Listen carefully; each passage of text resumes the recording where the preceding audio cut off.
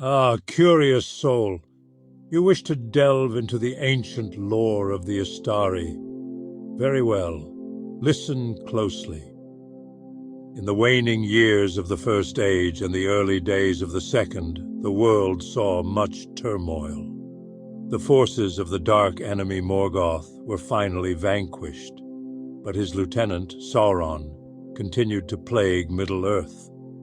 The Valar, guardians and powers of the world, saw that the peoples of Middle-earth would need aid against this growing darkness. Thus, in the Third Age, when it became clear that Sauron was again rising to power, the Valar chose emissaries from among the Maiar, spirits lesser than themselves, but still powerful and wise.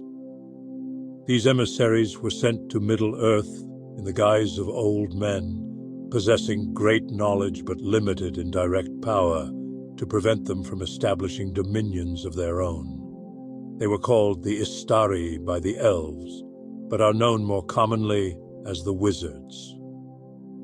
There were 5 of us: Olorin, whom mortals know best as Gandalf the Grey, and later Gandalf the White. He was the wisest and perhaps the most compassionate, often traveling among elves, dwarves, and men, kindling hope and resistance against the dark. Eywindil, known as Radagast the Brown, concerned himself mainly with the flora and fauna.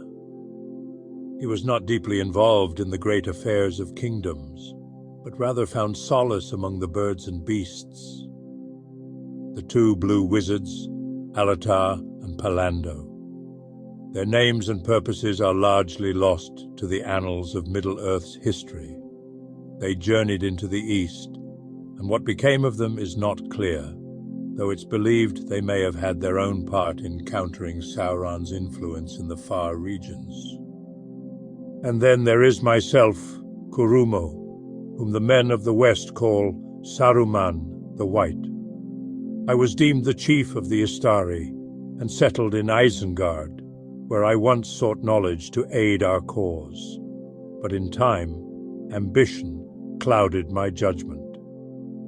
We Istari were meant to guide and aid the free peoples against the threat of Sauron, using wisdom and persuasion rather than force.